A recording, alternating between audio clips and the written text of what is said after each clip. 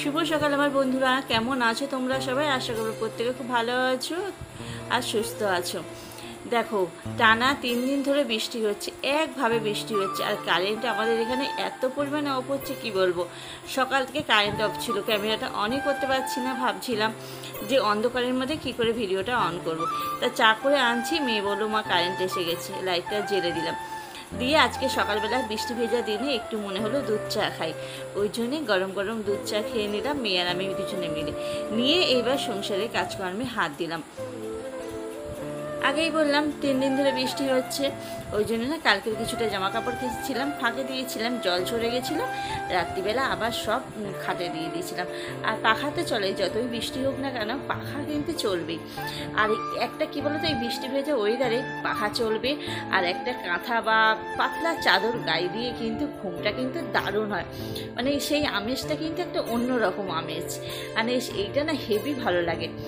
ফুল স্পিডে তো পাখাতে চলে, আর মশারিতে টাঙাই না।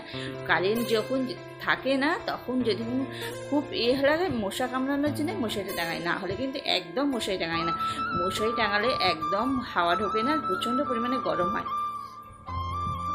মেয়ে একটা পাতলা কম্বল গায়ে দেয়, আমি একটা পাতলা বিছানার চাদর গায়ে দিই, দিয়ে এই 2-3টে দিন হেভি ওয়েদারে ঘুমটা হলো। এই বিছানার চাদরটাই আমি গায়ে দিতাম। তা আজকে দেখলাম আকাশটা সকালবেলা একটু পরিষ্কার হয়েছে, একটু দেখলাম মানে মানে সূর্যের একটু উঠছে, আবার দেখছি ঝিরঝির করে বৃষ্টি পড়ছে। ওই জন্য মনে করলাম থাক, তুলে তো ফেলি, কাচি না কাচে পরে দেখা যাবে, আগে তুলে বিছানা কাঁথাগুলো পরিষ্কার করি। কটা দিন একভাবে বৃষ্টি হচ্ছে না, কেমন একটা ভিজে স্যাপ করছে বিছানা কাঁথা, একদম ভালো লাগছে না। ওই জন্য মনে করলাম না, চাদরগুলো পাল্টে দিই। আর ভিজে হলে কী বলো তো, বর্ষাকাল হলে না কেমন একটা বিছানা থেকে বালিশ থেকে একটা কেমন গুমটুনি গন্ধ বেরোবে। বালিশগুলো না একদম সব একদম কি এমন হয়ে গেছে, একটু রোদ্দুরে দিলে বেশ একটু খুলবে, বেশ তুলোগুলো ভালো লাগবে। ওই জন্য হাত দিয়ে একটু নাড়িয়ে নিলাম। ভাবছি যদি একটু রোদ্দুরে ওঠে বালিশগুলো সব রোদ্দুরে দেবো।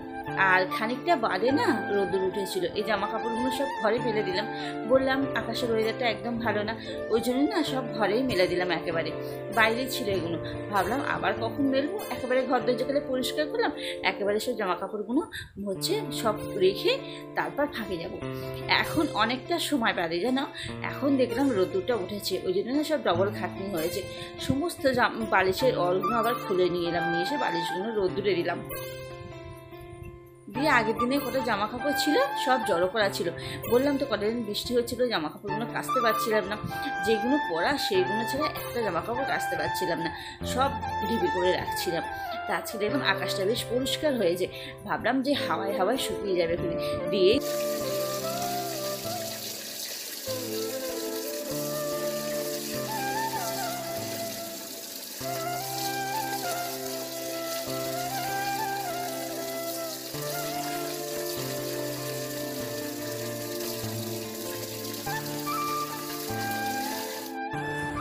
বললাম আকাশের ওয়েদারটা ভালো না, ওই জন্য দিয়েই দিলাম, আর কি করবো। আর ওই জন্য না ছাদে দিলাম, নিচে দিলে তো একদম শুকোবে না, আর ছাদে দিলে না একটু হাওয়া আসবে। দেখেছো কি সুন্দর হাওয়া দিচ্ছে, ভাবলাম ছাদে দিলে না একটু যা হাওয়া আসবে, হাওয়ায় শুকিয়ে যাবে। দেখো চারিদিকটা কি মেঘ করেছে, যাই হোক খানিকক্ষণ হাওয়া দিলে আবার শুকিয়ে যাবে। খানিকক্ষণ ঘন্টাখানিক মতন ছাদে ছিল জানো না, তারপর আবার বৃষ্টি এসেছিলো, সব নিচে নামিয়ে নিয়ে গেছিলাম। বেশ খানিকক্ষণ যা দিয়েছিল আমার সব জল ঝরে গিয়ে আঁশিয়ে গেছিলো সব জামা কাপড়।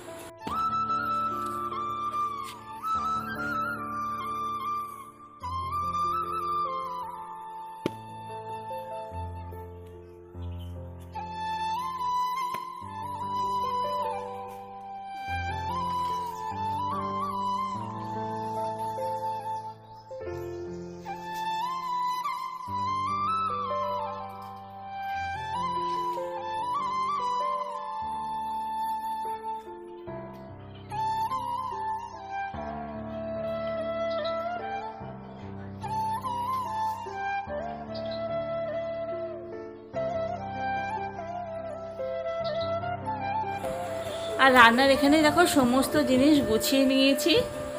আর এখানে দেখো দুখানা ডিম ফাটিয়ে পেঁয়াজ কুচিয়ে নিয়েছি, ডিমের অমলেট করব। আর ওখানে সয়াবিনের তরকারি করব।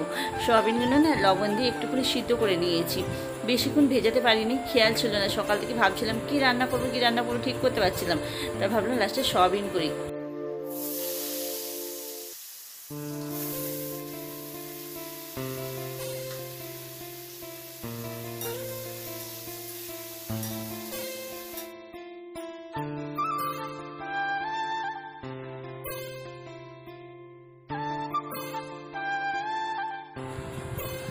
দিয়ে একটু সিদ্ধ করে নিয়েছিলাম না, জলটা ঝরানো হয়নি, বাটির মধ্যেই রেখে দিয়েছিলাম। ওই জন্যে না আবার একটু ভালো করে চেপে জলটা ঝরিয়ে নিয়েছি, না হলে ভিতরে জল থাকলে না তরকারিটা জল হয়ে যাবে।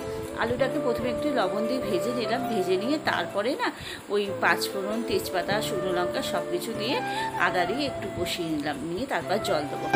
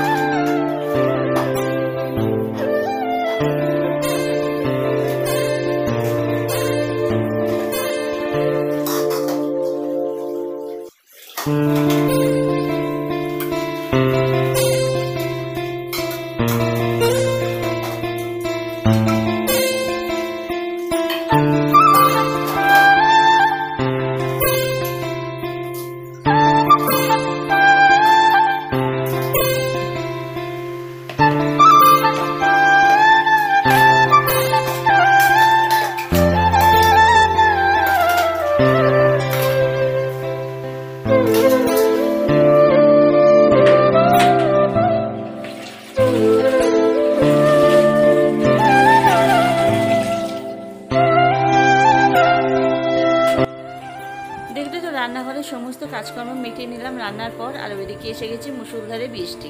বৃষ্টি এলো, সমস্ত জামাকাপড় ছাদের থেকে তুলে নিয়ে এলাম, নিয়ে এসে বাইরে একটা দড়ি টাঙিয়ে রেখে দিয়েছি। মানে মেলার তো জায়গা নেই, সিঁড়ির পথে তো একদম জামাকাপড় মেলতে পারছি না। পায়রা এত পরিমাণে নোংরা করেছিল, সিঁড়ির পথটা এখন পুরো পায়রার দখল হয়ে গেছে। ওখানে আমরা আর জামাকাপড় মেলতে পারছি না বা উঠতেও পারছি না, একদম জানো না। তা কী করবো, দড়ি টাঙানোর তো সেরকম একদম জায়গা নেই। আর ভিজে জিনিস তো খাটের গায়ে একদম মেলা যায় না, মেললেই তো একদম খাটের হচ্ছে স্ট্যান্ডগুলো নষ্ট হয়ে যাবে। আর এমনিও সব আমার খাটের স্ট্যান্ডগুলো নষ্ট হয়ে গেছে, দুই দিকে খাটের স্ট্যান্ড একদম পোকা লেগে গেছে, একদম মনে হয় একটুকুনি করে ঠেকে আছে, বেশি কিছু চাপালেই ভেঙে যাবে, একদম এমন হয়েছে। মেলার একদম আমার জায়গা নেই, ভীষণ অসুবিধা হয়। বর্ষাকাল এলেই না জামাকাপড় মেলার আমার ভীষণ অসুবিধা হয়। আর ওই জন্যই জামাকাপড় সব ঢেপি করে রাখতে হয়, যত রোদ উঠবে তারপর আমি জামাকাপড় কাচবো। আর এখানে দেখো চারিদিকে জামাকাপড়, সকালে জামাকাপড়গুলো সব ভাঁজ করলাম, করে সবাই পাখার ওপরে রেখে দিয়েছি। আর ঘর বারান্দাটা একটু শুকনো করে কুচি নিলাম, কারণ কি বলতো, কারেন্ট থাকছে না, একটু একটু করে কারেন্ট আসছে আর কারেন্ট যাচ্ছে। আর বর্ষায় তো ঘর বারান্দা শুকোচ্ছেও না।